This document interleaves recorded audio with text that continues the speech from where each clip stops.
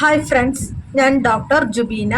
ഞാൻ ഇന്ന് എൻ്റെ ഈ വീഡിയോയിൽ ബയോപ്സിയെ കുറിച്ചാണ് പറയാൻ പോകുന്നത്. നമ്മൾ എന്തിനാണ് ബയോപ്സി ചെയ്യുന്നത്? എന്താണ് ബയോപ്സി? ഏതൊക്കെ തരത്തിൽ നമ്മൾക്ക് ബയോപ്സികൾ ചെയ്യാം? ഏതൊക്കെ തരം ബയോപ്സി ഉണ്ട്? ഇതിനെയൊക്കെ സംബന്ധിച്ചാണ് ഇന്നത്തെ എൻ്റെ വീഡിയോ. ബയോപ്സി കൊണ്ടുള്ള ഉപകാരങ്ങൾ എന്തൊക്കെയാണ്? ആദ്യമേ തന്നെ ബയോപ്സി ഒരു ഗ്രീക്ക് വേർഡിൽ നിന്നാണ് വന്നിട്ടുള്ളത്.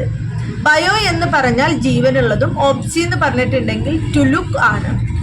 നമ്മൾ ജീവനുള്ള കോശങ്ങളിൽ നിന്ന് ഒരു കോശം എടുത്ത് പരിശോധിക്കുന്നതിനാണ് നമ്മൾ ബയോപ്സി എന്ന് പറയുന്നത്. നമ്മളിപ്പോൾ മരിച്ച ഒരാളുടെ ഒരു കോശമാണ് എടുത്ത് പരിശോധിക്കുന്നത് എങ്കിൽ അതിന് നമ്മൾ ഓട്ടോപ്സി എന്നാണ് പറയുന്നത്. നമ്മൾ എന്തിനാണ് വായിൽ ബയോപ്സി ചെയ്യുന്നത്? വായിൽ തന്നെ പല പ്രീ ക്യാൻസറസ് ലീഷൻസ് അല്ലെങ്കിൽ കണ്ടീഷൻസ് ഉണ്ടാകും. ഇത് ഏത് ടൈപ്പ് ആണ്, ഇത് ഏത് ടൈപ്പ് ക്യാൻസറസ് കോശങ്ങളാണ് എന്ന് അറിയാൻ വേണ്ടിയിട്ടാണ് നമ്മൾ മെയിനായിട്ട് ബയോപ്സി ചെയ്യുന്നത്. അതുപോലെ തന്നെ വായിൽ പലതരത്തിലുള്ള സിസ്റ്റുകൾ അല്ലെങ്കിൽ മുഴകൾ ഉണ്ടാവും.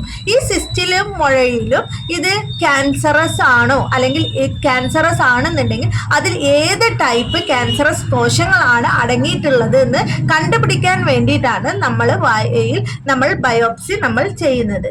സാധാരണയായി നമ്മൾക്ക് ബയോപ്സി രണ്ടായിട്ട് ക്ലാസിഫൈ ചെയ്യാവുന്നതാണ്. ഒന്ന് സർജിക്കൽ ആയിട്ട് അല്ലെങ്കിൽ നമ്മൾക്ക് നോൺ സർജിക്കൽ ആയിട്ട്. ഇപ്പോൾ നമ്മൾ പറയുകയാണെന്നുണ്ടെങ്കിൽ ഈ നമ്മുടെ ശരീരത്തിൽ ഒരു ക്യാൻസർ വരുന്നതിന് വർഷങ്ങൾക്ക് മുമ്പോ അല്ലെങ്കിൽ മാസങ്ങൾക്ക് മുമ്പോ ശരീരം ചെറുതായിട്ടുള്ള പ്രീ ക്യാൻസറസ് ആയിട്ടുള്ള ലീഷൻസ് അല്ലെങ്കിൽ കണ്ടീഷൻസ് നമ്മുടെ വായിൽ ഉണ്ടാക്കുന്നതാണ്. അപ്പം നമ്മൾ ഈ പ്രീ ക്യാൻസറസ് ആയിട്ടുള്ള ലീഷൻസും കണ്ടീഷൻസും നമ്മൾ ബയോപ്സി ചെയ്തിട്ടുണ്ടെന്നുണ്ടെങ്കിൽ അത് ക്യാൻസറസിലോട്ട് പോകുമോ അല്ലെങ്കിൽ ക്യാൻസറസ് ആണെന്നുണ്ടെങ്കിൽ അത് ഏത് വിഭാഗത്തിൽ പെടുന്ന ക്യാൻസർ ആണ് എന്നൊക്കെ നമ്മൾക്ക് കൺഫേം ചെയ്യാൻ വേണ്ടിയിട്ടും അതുവഴി നമ്മൾക്ക് ട്രീറ്റ്മെന്റിന് വേണ്ടിയിട്ടാണ് നമ്മൾ സാധാരണയായിട്ട് ബയോപ്സി ചെയ്യുന്നത്. ഇപ്പം നമ്മൾ നോക്കുകയാണെന്നുണ്ടെങ്കിൽ നമ്മൾക്ക് പ്രീ ക്യാൻസറസ് ആയിട്ടുള്ള ലീഷൻസ് അല്ലെങ്കിൽ കണ്ടീഷൻസ് ഒക്കെ ആണെന്നുണ്ടെങ്കിൽ നമ്മൾക്ക് എക്സ്ഫോളിയേറ്റീവ് ആയിട്ടുള്ള ബയോപ്സി അല്ലെങ്കിൽ നമ്മൾക്ക് ബ്രഷ് ബയോപ്സി ചെയ്യാവുന്നതാണ്. ഈ ബ്രഷ് ബയോപ്സി എന്ന് പറഞ്ഞിട്ടുണ്ടെങ്കിൽ ഒരു നെയിലോൺ ആയിട്ടുള്ള ഒരു ബ്രഷ് വെച്ചിട്ട് നമ്മൾക്ക് എവിടെയാണോ നമ്മുടെ കവിളിൻ്റെ സൈഡിലോ അല്ലെങ്കിൽ നാക്കിൻ്റെ സൈഡിലോ എവിടെയാണോ നമ്മൾക്ക് ഈ ലീഷൻസ് ഉള്ളത് അവിടെ ഈ നൈലോൺ ബ്രഷിൻ്റെ സഹായത്തോടു കൂടി അത് ഒന്ന് ടച്ച് ചെയ്ത് നമ്മൾ ബ്രഷ് ചെയ്യുന്നത് പോലെ തന്നെ, നമ്മൾ പല്ല് എങ്ങനെയാണ് ബ്രഷ് ചെയ്യുന്നത് പോലെ തന്നെ ഈ ഒരു ലീഷൻസിൻ്റെ സൈഡിൽ നമ്മൾ ബ്രഷ് ചെയ്യും. അപ്പോൾ ഈ ബ്രഷിൻ്റെ അകത്ത്, ഈ നൈലോൺ ബ്രഷിൻ്റെ അകത്ത് ഇതിലെ ഈ കോശങ്ങൾ, ഈ ലീഷനിലെ കോശങ്ങൾ അടങ്ങിയിട്ടുണ്ടാവും. ഇത് നമ്മൾ പ്രോസസ്സ് ചെയ്ത് നമ്മൾ മൈക്രോസ്കോപ്പ് വഴി എക്സാമിൻ ചെയ്യുമ്പോൾ അത് ഏത് വിഭാഗത്തിലുള്ള കോശങ്ങളാണ്, ക്യാൻസറസ് ആണോ, ഇതൊക്കെ നമ്മൾക്ക് ഐഡൻറ്റിഫൈ ചെയ്യാനായിട്ട് പറ്റുന്നതാണ്. പിന്നെ എന്ന് പറഞ്ഞിട്ടുണ്ടെങ്കിൽ അടുത്ത ടൈപ്പ്, ഇത് മെയിനായിട്ട് നമ്മൾ ഈ ബ്രഷ് ബയോപ്സി ചെയ്യുന്നത് മ്യൂക്കോസൽ ലീഷൻസിലാണ് ചെയ്യുന്നത്. ഇനി നമ്മൾക്ക് അടുത്ത ടൈപ്പായിട്ടുള്ള ഇൻസിഷണൽ ബയോപ്സി എന്ന് പറഞ്ഞിട്ടുണ്ടെങ്കിൽ എന്താണെന്ന് നോക്കാം. ഇൻസിഷണൽ ബയോപ്സി എന്ന് പറഞ്ഞിട്ടുണ്ടെങ്കിൽ സാധാരണഗതിയിൽ ഈ 2 സെൻറ്റിമീറ്ററിൻ്റെ മുകളിൽ ഉള്ള ലീഷൻസ് ഒക്കെ ആണെന്നുണ്ടെങ്കിൽ ആ ലീഷൻസിൻ്റെ ഒരു ഭാഗം നമ്മൾ റിമൂവ് ചെയ്തിട്ട് അത് നമ്മൾ പ്രോസസ്സ് ചെയ്ത് ലാബിലോട്ടൊക്കെ അയച്ച മൈക്രോസ്കോപ്പിലൂടെ വെച്ച് നോക്കുമ്പോൾ നമ്മൾക്കത് ഏത് ടൈപ്പ് ഉള്ള ലീഷൻസ് മീൻസ് ഏത് ടൈപ്പുള്ള കോശങ്ങളാണെന്ന് നമ്മൾക്ക് കണ്ടുപിടിക്കാനായിട്ട് പറ്റുന്നതാണ്. ഇനി അടുത്തത് നോക്കുകയാണെന്നുണ്ടെങ്കിൽ നമ്മൾക്ക് അറിയാം വായിൽ വലിയ വലിയ മുഴകളും സിസ്റ്റുകളും ഒക്കെ ചിലവർക്ക് ഉണ്ടാകുന്നുണ്ട്. അപ്പം ഈ വലുതായിട്ട് ഉള്ള കണ്ടീഷൻസിലാണ് നമ്മൾ ഇൻസിഷണൽ ആയിട്ടുള്ള ബയോപ്സി ചെയ്യുന്നത്. ഇനി നമുക്ക് എക്സിഷണൽ ബയോപ്സി എന്താണെന്നുള്ളത് നോക്കാം. സാധാരണയായി ചെറിയ രീതിയിൽ എന്ന് പറഞ്ഞിട്ടുണ്ടെങ്കിൽ 2 സെൻറ്റിമീറ്ററിനെക്കാളും ചെറുതായിട്ടുള്ള ചെറിയ ലീഷൻസ് ഒക്കെ ആണെന്നുണ്ടെങ്കിൽ നമ്മൾക്ക് ഈ ലീഷൻസ് നമുക്ക് ഫുള്ളായിട്ട് റിമൂവ് ചെയ്തിട്ട് നമ്മൾക്കൊരു മൈക്രോസ്കോപ്പിൻ്റെ സഹായത്തോടു കൂടി നമ്മൾ പരിശോധിക്കുന്നതിനെയാണ് നമ്മൾ ഈ എക്സിഷണൽ ബയോപ്സി എന്ന് പറയുന്നത്. ഇതൊരു ട്രീറ്റ്മെൻറ്റ് ആസ്പെക്റ്റും കൂടിയാണ്. കാരണം ഇതൊരു ചെറിയ ലീഷൻ ആകുമ്പോൾ നമ്മൾ ഇത് ഫുള്ളായിട്ടാണ് റിമൂവ് ചെയ്യുന്നത്. അതുകൊണ്ട് ഇതിന് പ്രത്യേക തരം വേറെ നമ്മൾക്ക് ട്രീറ്റ്മെൻറ്റിൻ്റെ ആവശ്യമൊന്നും ഇല്ല. എന്നിട്ട് ഇത് നമ്മൾ ഇത് കിട്ടി എക്സിഷൻ ചെയ്തിട്ടുള്ളത് നമ്മൾ ലാബിലോട്ട് അയച്ച് മൈക്രോസ്കോപ്പ് വഴി നമ്മൾ എക്സാമിൻ ചെയ്യുമ്പോൾ നമ്മൾക്ക് ഇത് ഏത് ടൈപ്പുള്ള കോശങ്ങളാണ്, ക്യാൻസറസ് ഉണ്ടോ ഇല്ലയോ എന്നുള്ളതൊക്കെ നമ്മൾക്ക് ഐഡൻറ്റിഫൈ ചെയ്യാനായിട്ട് സാധിക്കുന്നത് ആണ്. ഇനി എന്ന് പറഞ്ഞിട്ടുണ്ടെങ്കിൽ വേറെ ടൈപ്പ് ആയിട്ടുള്ള കുറച്ച് ബയോപ്സി ആണ് പഞ്ച് ബയോപ്സി എന്ന് പറയുന്നത്. ഈ പഞ്ച് ബയോപ്സി ആണെന്നുണ്ടെങ്കിൽ നമ്മൾക്കറിയാം, നമ്മളൊക്കെ ഈ പേപ്പറൊക്കെ പഞ്ച് ചെയ്യുന്നത് പോലെ നമ്മളൊരു പ്രത്യേക തരം ഇതിന് ഒരു ഇൻസ്ട്രുമെൻ്റ് ഉണ്ട്. ഇത് വെച്ചിട്ട് നമ്മൾ ആ ലീഷൻ്റെ അവിടെ പഞ്ച് ചെയ്യുമ്പോൾ നമ്മൾക്ക് ആ ഒരു കോശം സർക്കിളായിട്ട് കിട്ടി അത് നമ്മൾ ലാബിലോട്ട് അയച്ച് നമ്മൾക്ക് മൈക്രോസ്കോപ്പിൻ്റെ വഴി എക്സാമിൻ ചെയ്യുമ്പോഴും നമ്മൾക്ക് ഏത് ടൈപ്പ് ഓഫ് ക്യാൻസർ ആണെന്നുള്ളത് നമ്മൾക്ക് കണ്ടുപിടിക്കാൻ പറ്റുന്നതാണ്.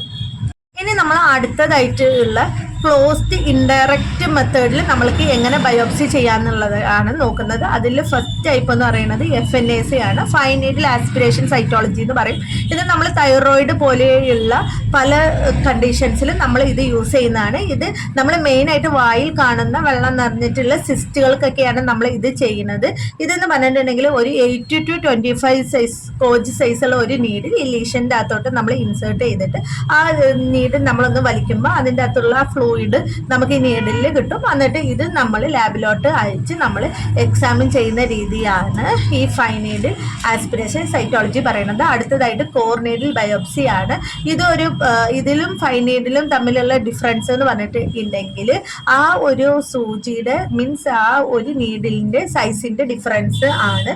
ഇത് മെയിനായിട്ട് നമ്മൾ ചെയ്യുന്നത് മസ്കുലോസ്കെലിറ്റൽ എന്ന് പറഞ്ഞിട്ടുണ്ടെങ്കിൽ മസിൽസും ബോൺസും ഉള്ള കണ്ടീഷൻസിലാണ് ഉള്ള ലീഷൻസ് എന്ന് പറഞ്ഞാൽ ചില ഭാഗത്ത് മസിൽസും ബോണും ഉള്ള സ്ഥലത്ത് വരുന്ന സിസ്റ്റ് അല്ലെങ്കിൽ ട്യൂമർ ചെയ്യാൻ വേണ്ടിയിട്ടാണ് നമ്മൾ ഈ കോർ നീഡിൽ ബയോപ്സി നമ്മൾ ചെയ്യുന്നത്. പിന്നെ നമ്മൾക്ക് അടുത്തതായിട്ട് ലേസർ ബയോപ്സികൾ ഉണ്ട്. നമ്മൾക്ക് ലേസർ ഉപയോഗിച്ചിട്ട് നമ്മൾക്ക് ബയോപ്സി ചെയ്യാം. പിന്നെ ഇപ്പോൾ പുതിയ അഡ്വാൻസ്മെൻ്റ് ആയിട്ട് നമുക്ക് ആർട്ടിഫിഷ്യൽ ഇൻ്റലിജൻസിൻ്റെ സഹായത്തോടു കൂടി നമ്മൾക്ക് ബയോപ്സി ചെയ്യാവുന്നതാണ്. അപ്പോൾ ഇത്രയൊക്കെയാണ് മെയിനായിട്ട് ബയോപ്സിയുടെ നമ്മൾ വായിൽ ചെയ്യുന്ന പലതരത്തിലുള്ള ബയോപ്സി എന്ന് പറയുന്നത്.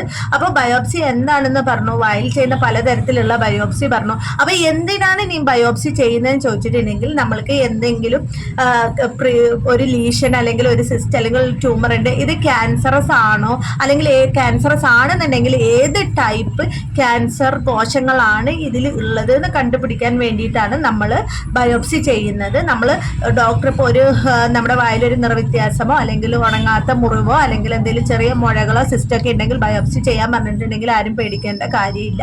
ഇത് നമ്മൾക്ക് ക്യാൻസറസ് ആയിട്ട് പല ടൈപ്പ് ഉണ്ട്. ക്യാൻസറസ് എന്ന് പറഞ്ഞിട്ടുണ്ടെങ്കിൽ നമ്മൾക്ക് കൂടിയ ടൈപ്പ് എന്ന് പറഞ്ഞാൽ മീൻസ് പല ഭാഗത്തോട്ടും സ്പ്രെഡ് ആവുന്ന ക്യാൻസർ, മാലിഗ്നൻ്റ് ആയിട്ടുള്ള അല്ലെങ്കിൽ ബിനൈൻ ആയിട്ടുള്ള ക്യാൻസറസ് ഒക്കെ നമ്മൾക്ക് കണ്ടുപിടിക്കാൻ വേണ്ടിയിട്ടാണ്. അല്ലെങ്കിൽ ക്യാൻസർ ഇല്ലാത്തതാണ്, ക്യാൻസർ ഉള്ള കോശങ്ങളാണെന്ന് കണ്ടുപിടിക്കാൻ വേണ്ടിയിട്ടാണ് നമ്മൾ ഈ ബയോപ്സിയുടെ ടെസ്റ്റ് ചെയ്യുന്നത്. ഇത് നമ്മൾക്ക് ഒരു കൺഫർമേഷൻ എന്ന് പറഞ്ഞാൽ ഇതൊരു കൺഫർമേറ്ററി ആയിട്ട് നമുക്ക് ഐഡൻറ്റിഫൈ ചെയ്യാവുന്നതാണ്. അപ്പോൾ ബയോപ്സി ഒരു ഡോക്ടർ ചെയ്യാൻ പറഞ്ഞിട്ടുണ്ടെങ്കിൽ അതുകൊണ്ട് ആരും പേടിക്കേണ്ട കാര്യമില്ല. കാരണം നമ്മൾക്ക് റിസൾട്ടിൽ ഇത് കൺഫേം ആയിട്ട് നമ്മൾക്ക് ഐഡൻറ്റിഫൈ ചെയ്യാൻ പറ്റും ആ ലീഷന് ക്യാൻസർ ഉണ്ടോ ഇല്ലയോ എന്ന് ഉള്ളത്. അപ്പോൾ ഡോക്ടർ ചെയ്യാൻ പറഞ്ഞിട്ടുണ്ടെങ്കിൽ ആരും പേടി കൂടാതെ ഇങ്ങനത്തെ എന്തെങ്കിലും ചെയ്യാൻ പറഞ്ഞിട്ടുണ്ട് എന്നുണ്ടെങ്കിൽ നമ്മൾക്ക് എല്ലാവരെയും നമ്മൾ ദൈവം കാത്തു രക്ഷിക്കട്ടെ. നമ്മൾക്ക് ആർക്കും ക്യാൻസറസോ അങ്ങനത്തെ ഒന്നും നമ്മൾക്ക് ആർക്കും ഉണ്ടാവാതെ ഇരിക്കട്ടെ എന്ന് നമ്മൾക്ക് പ്രാർത്ഥിക്കാം. ഇനി നിങ്ങൾക്ക് പുതിയ എന്തെങ്കിലും സംബന്ധമായിട്ടുള്ള ടോപ്പിക്ക് വേണമെന്നുണ്ടെങ്കിൽ നിങ്ങൾ കമൻറ്റ് ചെയ്യേണ്ടതാണ്. എൻ്റെ ചാനൽ എന്തായാലും നിങ്ങൾ സബ്സ്ക്രൈബ് ചെയ്യുക. നിങ്ങൾക്ക് പുതിയ കാര്യങ്ങൾ ഞാൻ അപ്ഡേറ്റ് ചെയ്യുന്നതായിരിക്കും. എൻ്റെ വീഡിയോസ് മാക്സിമം ഷെയർ ചെയ്യുക, ലൈക്ക് ചെയ്യുക, സബ്സ്ക്രൈബ് ചെയ്യുക. താങ്ക്